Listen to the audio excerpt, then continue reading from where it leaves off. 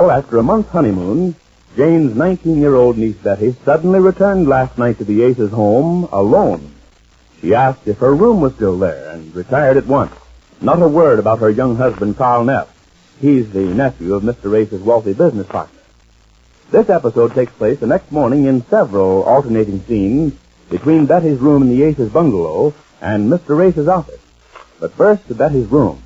Jane enters with a breakfast tray. Listen. Well, sleepyhead, you finally woke up, didn't you? The rag man certainly made you sleep last night. Look what I brought you. Breakfast in bed. My, aren't we putting on the Ritz? Now, sit up. That's it. I'll put this tray right across here like this. There. Now, see what I brought you? Orange juice, scrambled eggs, hot toast, jam, and coffee. How's that? Nice? That's it. The orange juice first. Take your time. I'll just sit here on the bed till you finish. You know it's 10:30. Your Uncle Ace and Marge left about 8:30. I was afraid they'd wake you up. They were making so much noise and asking so many questions, you know. Your Uncle Ace was terribly grouchy this morning. We could have gotten into an awful argument if I'd have let him. But I learned how not too long ago when we first got married. Oh, go on eating, Betty. Don't stop. That's it. Yes, I learned long ago that a husband and a wife can have little arguments almost any time of the day, especially in the morning. But the best thing to do is not to say anything. I shut up like a clamp, like I did this morning. I just didn't say anything. I just gave him his coffee. And it has to be good coffee, because bad coffee can be grounds for divorce. You get it? Coffee grounds. Oh, I guess you don't get it. Oh, are those eggs soft enough, Betty? No, go on and say it, Aunt Jane. Ask me. I did. Are those eggs soft enough? No, let's get it over with. Why don't you ask me what I'm doing here, alone? Why don't you ask me what happened? Oh, that reminds me. I knew there was something I wanted to ask you. What happened between you and Carl? Oh, Aunt Jane, stop your acting. I'm no child. I can see it in your eyes. I could see it last night in Uncle Ace's face. Maud, dying of curiosity. The three of you ready to pounce on me. It's as plain as the nose on your face. Now, Betty, we can't all be beautiful. Now, don't get personal. Well, I'll tell you what's happened. It's all off, you understand? I never want to see him again. No man can talk to me the way he did. I'm only glad I found out as soon as I did. Now I'm free and I'm happy, and I never want to speak to him again. Oh, Aunt I'm so miserable.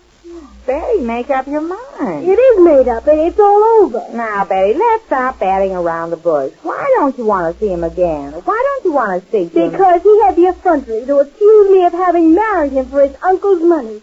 Because I bought that mink coat you so admired last night with the money his uncle insisted I'd take for a wedding present. He says we shouldn't touch a cent of it. And now his uncle wants us to come and live with him in that big, beautiful home of his. But that stubborn, hot-headed husband of mine wants us to struggle along in some 2x4 apartment, living a hand-to-mouth existence. I'll be the last one to complain about a hand-to-mouth existence if it were necessary.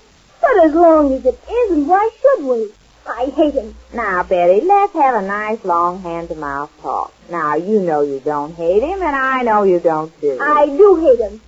Should have heard the way he talked to me, Aunt Jane. Yes, I know. But you don't know. You'd have thought I was a criminal. It's because I wanted to take part of the $5,000 that his uncle had given me that time as a bride. You remember? Oh, yes, when I thought he said for a bride. Yes. I took part of that and bought that coat with the mink hat to match. I wanted to wear it home when I visited Mother and Father, just to make them proud of Carl. It wasn't so much for myself. It was for Carl. Well, does it fit in? No, not to wear. To show them Carl in a nice, fine light.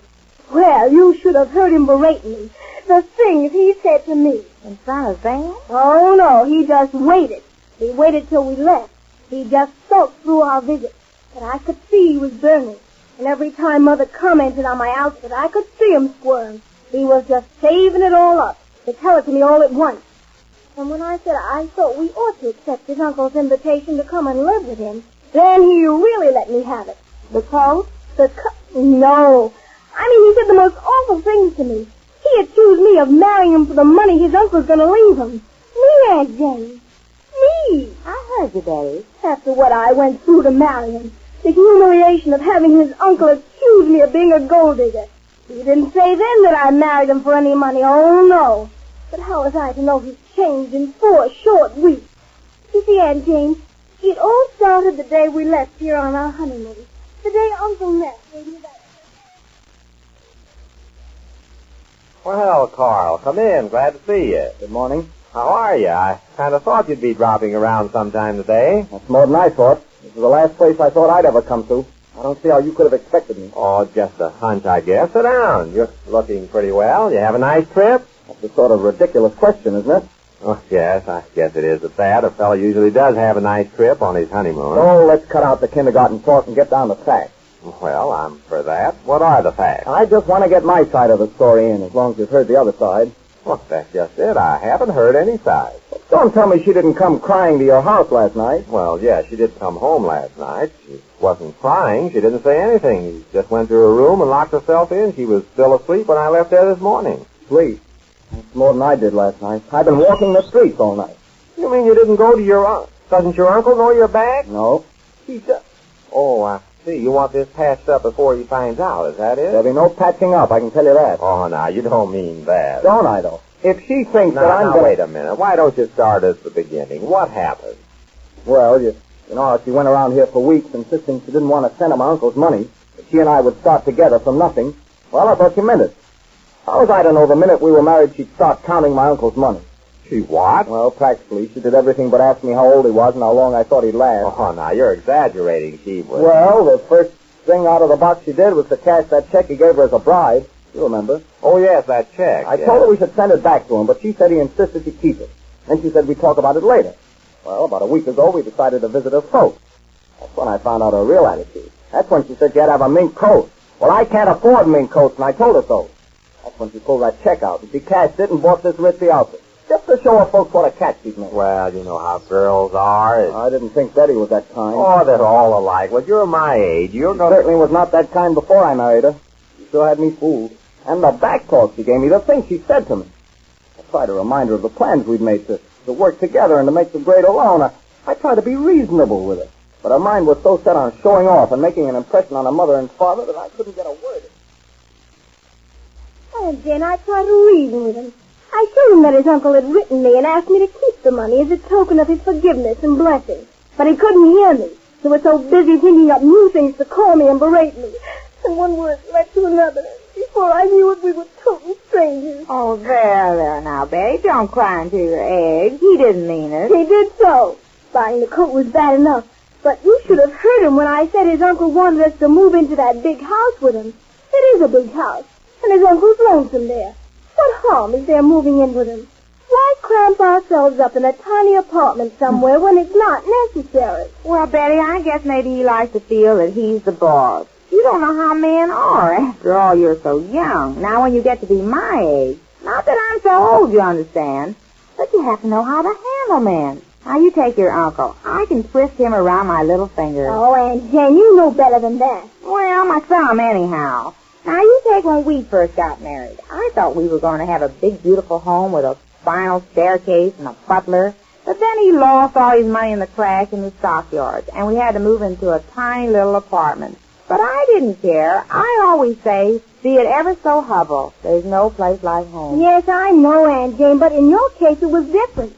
You had to economize. This isn't a case of have to. I try to tell him that.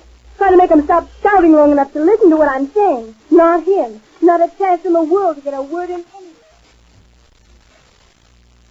She wouldn't listen to me. Her mind was made up. That was all there was to it. Not only did she insult me by buying that coat, but when she sprang the news on me about moving in with my uncle, well, that was the last straw. Yes, that was ghastly. I should say it... Oh, you're just being sarcastic. No, I'm just agreeing with you, Carl. Yes, you are. I can see what side you're on. Oh, no, I'm not going to take sides. I think it can be worked out very sensibly. Sensibly? With her? Just try it. Well, I will. Well, you won't have any luck. Didn't I try it? I pleaded with her. Now, look, Betty, I said, don't you remember all the beautiful plans we've made? What plans? She kept hollering. So I said, now, Betty, let's talk this over calmly. And she said, I can't be calm when I see what a stubborn fool you are. So I said, but Betty, I'm not being stubborn. I only want to remind you that you said we were going to start out together, alone, without any help. And she said, you see how stubborn you are? You won't listen to me, she said. And I said, Now, Carl, let's be sensible about this. Your uncle wants us. He wants us to be near him. And he said, you never were that thoughtful of my uncle before we were married. Loud, huh? So I said, but Carl, I never knew then that he was going to forgive us. Soft, huh? I tried to show him as calmly as I could, and as quietly as I could, that we were really doing his uncle a favor by moving in, and by buying the mink coat. It would make his uncle happy. So he said, how about making me happy? Loud, huh? So I said, I'm trying, Carl. And he said, you are not. Soft and loud, huh? Well, it was then that I saw for the first time what a mistake I had made. I couldn't wait to get back home. I'll never forget that train ride home yesterday. All day without saying a word to each other. I could see how he hated me. I was never so miserable in all my life. Oh, now, Betty, we can fix everything up. Not with him, you can't. I don't want to see him again. Yes, I know. He's the most terrible fellow you ever met. He certainly... Are you trying to be sarcastic, Aunt Jane? Just joking. Oh, I see. You're going to be on his side, is that it? No, I'm not on anybody's side. Not even on mine? After the terrible things he said to me? Oh, he didn't mean them. Everybody says terrible things to somebody when they're mad. If I had a nickel for all the terrible things your uncle said to me, why, I'd have a quarter, I bet. Well, you shouldn't have stood for anything like that. Oh, I don't mind it. I know he's mad. Now, you wait until you get over this. Why, you'll be laughing at all this someday. I'll never laugh again. Oh, yes, you will. I felt like you did once. I remember the day your uncle proposed to me. He said, I want a pop to question. And I said, first you'll have to question my pop. Oh, Aunt Jane, you didn't. I did. See, you're laughing already. Now, you just wait and see. Well, at long last, we have both sides of this sad, sad love story. Just how Jane goes about patching things up, we learn when next we meet the Easy Aces.